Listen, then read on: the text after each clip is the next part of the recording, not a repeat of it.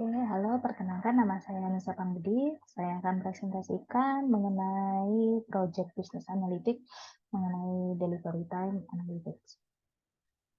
Pertama, topiknya mengenai order delivery time. Dataset yang digunakan itu supply chain dataset yang dari Pacman. Lalu tools yang digunakan ada dua, yaitu Tableau dan Google Colab buat data handlingnya. Lalu ini problem statement-nya. Jadi intinya supply chain manager itu ingin mengatasi keluhan mengenai keterlambatan pengiriman. Jadi diminta untuk membuat dashboard itu untuk menganalisis kinerja logistik dan memberikan solusi perbaikan. Goalnya bagaimana? Goalnya itu untuk mengidentifikasi sebenarnya masalah pengirimannya itu terletak di mana dan meningkatkan kinerjanya.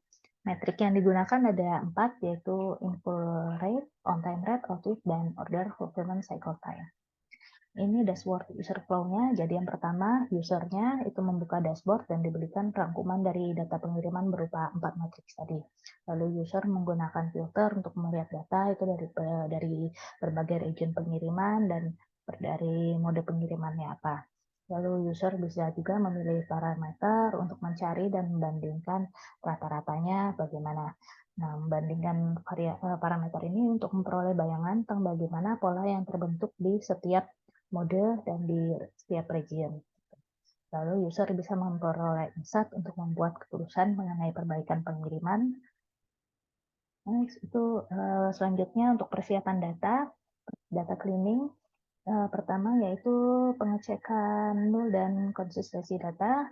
Sudah ada data dan semua data sudah konsisten. Lalu ada filtering data. Filtering data di sini kan berdasarkan statusnya ya. Status itu ada yang deliver, terus pending dan lain-lain. Itu order dengan status cancel tidak dilakukan dalam analisis. Itu karena analisis ini hanya menekankan pada order yang sudah dikirimkan.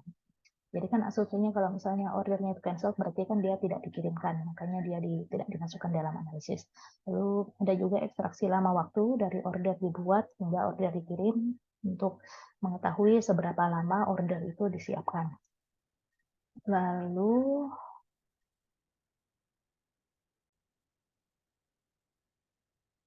ini adalah dashboard-nya ini buat jadi 4 matriks utama tadi ada output, info rate, on time rate dengan order fulfillment cycle. Ini ada pilihan, kita bisa milih region mana dan shipping mode apa. Jadi ini menggunakan semuanya, rata-rata output-nya itu bisa dilihat 44% ya. Info rate-nya di sini 100%, artinya semua barang itu yang dikirimkan itu sudah lengkap, tidak ada barang yang kurang atau apa gitu. Ini sudah skala nilainya udah sempurna gitu. Ada juga yang on time rate di sini keterlambatannya jadi sekitar 44% order itu bisa sampai tepat waktu. Artinya sekitar 56 ordernya nggak bisa sampai tepat waktu gitu.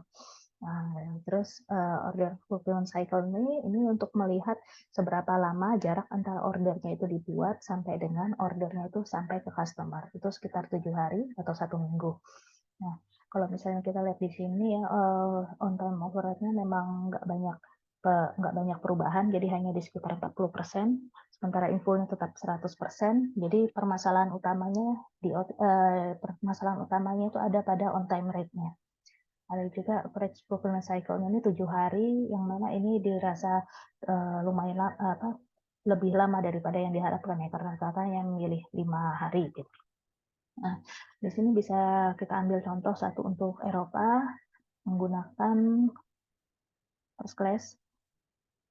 Di sini bisa dilihat kalau misalnya output-nya juga langsung berubah, jadi langsung mengikuti on time rate-nya yang untuk tujuan ke Eropa menggunakan shipping mode first class gitu.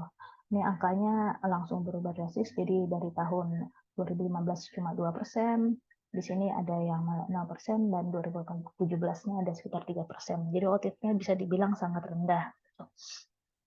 Sedangkan kalau misalnya kita gunakan yang same day, angkanya juga ikut berubah. Jadi sekarang output-nya on time rate-nya naik lebih jauh lagi, sekitar 50%, separuhnya.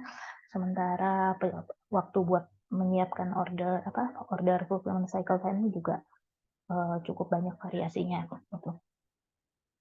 Terus selanjutnya ke measure rate. Jadi measure rate di sini yang dimasukkan itu ada 5, OTIF rate, on time rate, in-full rate dengan total order dan customer.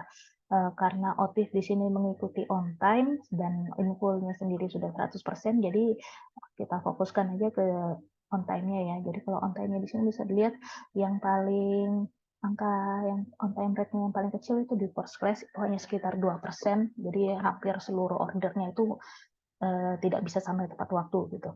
Ada second class di 21%, selanjutnya ada same day dan standard class ini sama-sama lebih dari separuh ordernya bisa sampai tepat waktu. Artinya kalau misalnya memang order yang menggunakan same day dan standard class ini kemungkinan sampai tepat waktunya itu lebih besar. Gitu. Sedangkan kalau misalnya kita lihat by region-nya ya, on time rate by region ini malah tidak banyak perubahan, gitu.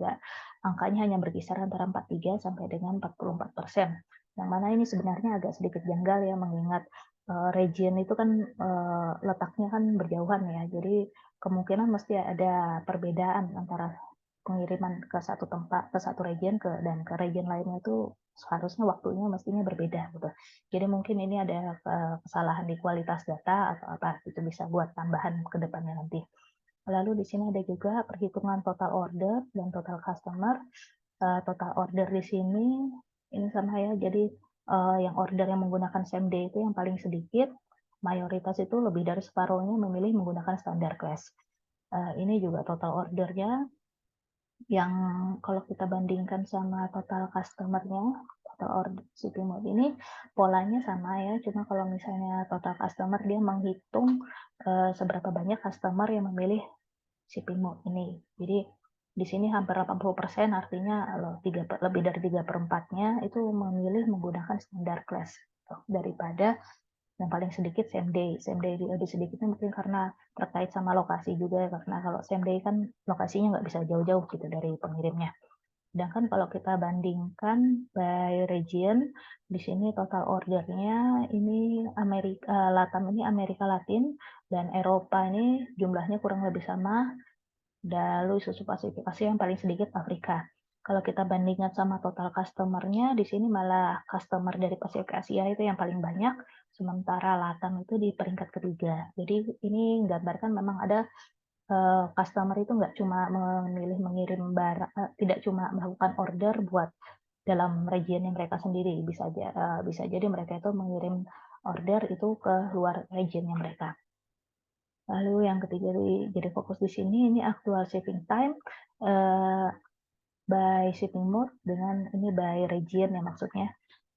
Jadi actual shipping time di sini bisa dilihat kalau waktu sebenarnya menggunakan same day itu sekitar 1 hari, 0 sampai 1 hari. Lalu kalau misalnya first class itu mesti di 2 hari dan selanjutnya. Second class dengan standard class ini sama-sama rentang waktunya, nggak ada perbedaan, mediannya juga sama-sama 4 hari. Lalu kalau misalnya by region ini bisa dilihat karena ini tadi datanya sama ya, jadi memang dia data shipping time-nya juga sama antara 2 sampai dengan 6 hari. Mediannya juga sama semua di 3 hari. Lalu ini waktu yang diharapkan, estimasinya, ini same day tadi diharapkan 0, first class itu 1, 2, dan ini standard class ini sebenarnya yang paling lama gitu ya. Jadi kalau misalnya dilihat dari country juga diharapkan 2 sampai 4 hari. Nah, yang menarik itu di sini karena di delay deviation ini berapa hari ordernya itu di delay, berapa hari kira-kira terlambat. Standard class ini antara -2 sampai dengan 2. -2 di sini maksudnya dia bisa tiba 2 hari lebih cepat daripada tanggal estimasinya atau sampai dengan 2 hari lebih lambat. Kalau misalnya kita bandingkan sama second class tadi karena sama-sama speknya actual shipping time sama ya. Jadi kalau misalnya second class ini 0 sampai dengan 4 hari. Jadi ada kemungkinan dia terlambat sampai dengan 4 hari. Lalu kalau yang first class ini karena garisnya cuma satu, jadi dia memang pasti akan kalau dia terlambatnya pasti di 1 hari. Jadi 1 hari lebih lambat. Kalau misalnya untuk by region juga tidak ada perbedaan, sama semua. Lalu order cycle time ini waktu yang dibutuhkan untuk dari order itu dibuat sampai dengan order tersebut dikirimkan. Jadi same day di sini nggak ada angkanya, artinya dia 0, karena dia same day kan jadi bisa langsung disiapkan di hari itu juga. First class itu butuh 2 hari, second sama standard class itu butuh 2 sampai 6 hari. Ini sebenarnya yang rentangnya cukup lama ya untuk sekedar menyiapkan order gitu. Lalu kalau misalnya bagi bagian ini juga nilainya sama semua. Oke. Ini conclusion nyata, yang pertama itu nilai OTIF itu sangat jauh di atas standar industri, hampir separuhnya.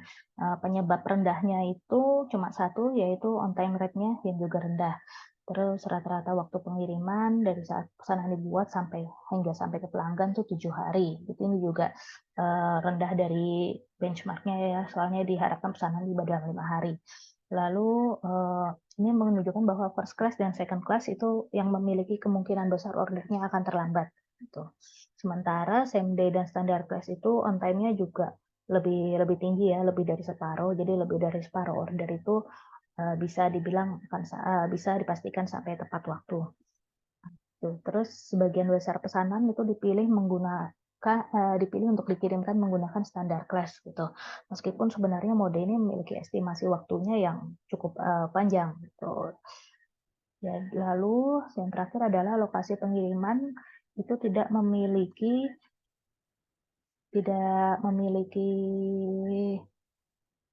perbedaan ya, tidak memiliki pengaruh pada lama pengiriman. Soalnya kalau kita lihat tadi OTIF-nya cenderung sama di setiap wilayah.